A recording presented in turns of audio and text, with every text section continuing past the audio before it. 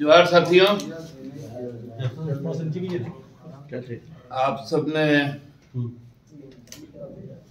देखा ही है कि पूरे झारखंड में खासकर जो आदिवासी मूलवासी लोग हैं, उन्होंने जिस प्रकार हमें आशीर्वाद दिया, हमसे खुद को जोड़ा, क्योंकि उन्हीं का बीच का बेटा को अपदस्थ करने के लिए जो बाहर से लोग आए थे, वो जो गुस्सा था उसका प्रतिफल आपको 28 जो आरक्षित सीटें हैं जनजाति का, उसमें 27 तो हम जीते ही हैं, और 28वां का जो एक जनजाति संपूर्ण ब्लॉक है, जिसमें जनजाति समुदाय की बहुलता है, वहां से भी हमें बढ़त मिली। ठीक है, कुछ कारणों से हम वो सीट हारे हैं, लेकिन अगली बार हमारा प्रयास होगा कि वो सीट भी हम अपनी झोली में लाएं। इधर कुछ दिनों से नतीजे आने के बाद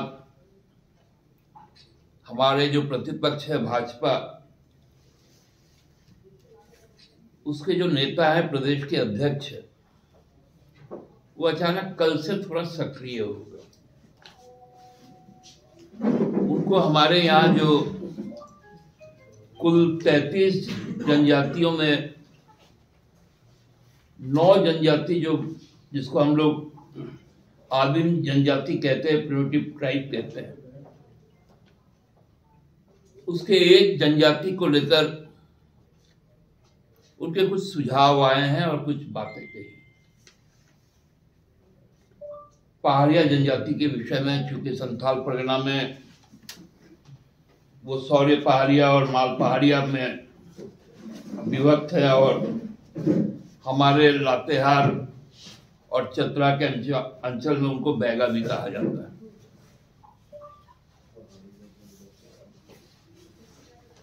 बाबूलाल जी को हम थोड़ा उनके इस गंभीर विषय को लेकर उनको थोड़ा बताना चाहता हूं। हमारे राज्य के बगल में 2 जनजाति बहुल राज्य है, एक छत्तीसगढ़ है, एक ओडिशा है। ओडिशा में भी उनका ट्राइबल सीएम है और छत्तीसगढ़ में भी उनका ट्राइबल सीएम। ओडिशा में भी कई ट्राइब्स हैं, जिनमें 15 ट्राइब चिन्हित है आदिम जनजाति के रूप में। बाबूलाल जी के लिए कहे तो मैं नाम भी बता दूं उन ट्राइब्स का, क्योंकि आपको तो नाम भी नहीं मालूम होगा।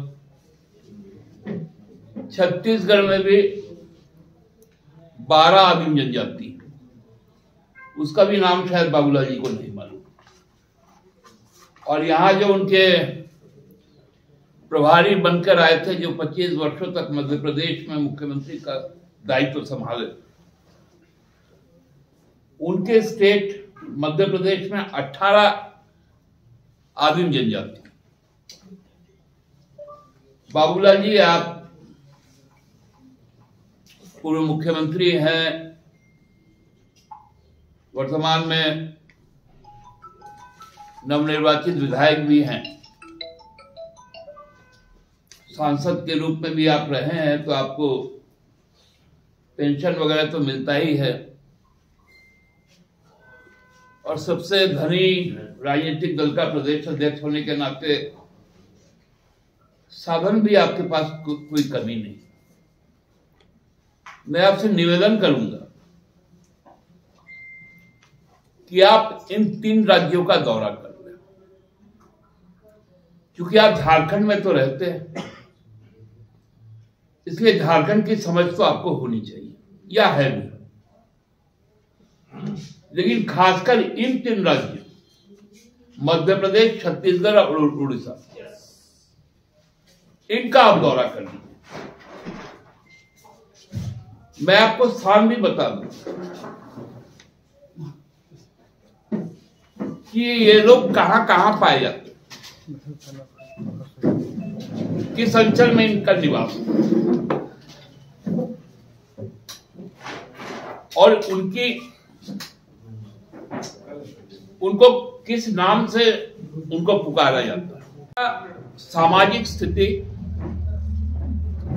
आर्थिक स्थिति, शिक्षा की स्थिति, स्वास्थ्य की स्थिति और रोजगार का एक कंपैरेटिव आप स्टडी कर ले। ये मगरमच्छ का आंसू मत निकालिए।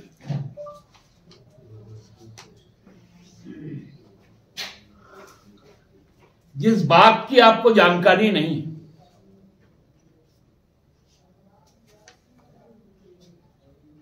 आज हम वो लोग हैं जो आदिम जनजाति का सीधा नियुक्ति की प्रक्रिया अपनाते हैं। गुरु जी के मुख्यमंत्री कार्य में हमने इस निर्णय को पालन किया था, हेमंत बाबू ने भी किया, और आपको चिंता सता नहीं।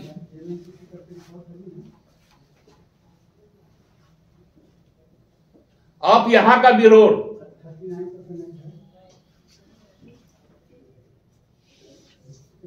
यहां का बैगा,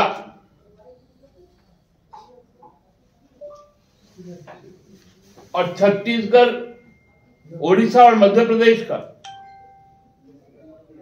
केवल इनका ही तुलना कर दें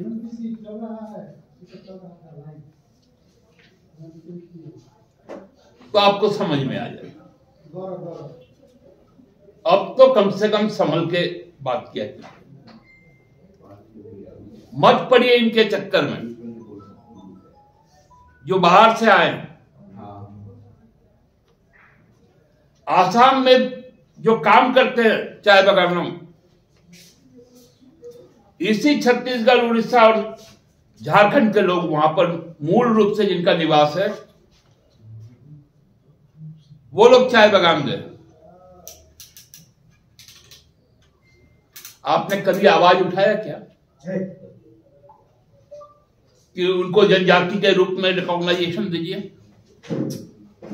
आप केंद्र में मंत्री रहे, आपने कभी इस बात की चर्चा की?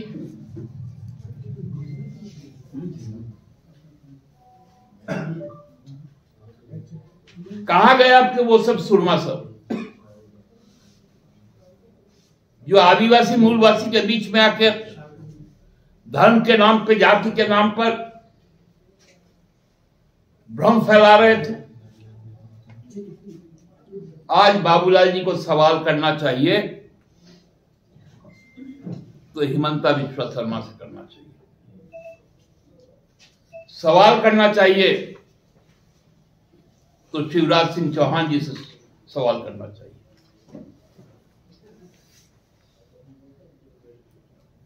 अभी आने वाले दिनों में बाबूलाल जी, आपको कई पाठें पढ़नी है और जनता आपको पाठ पढ़ाएगी। एक अच्छे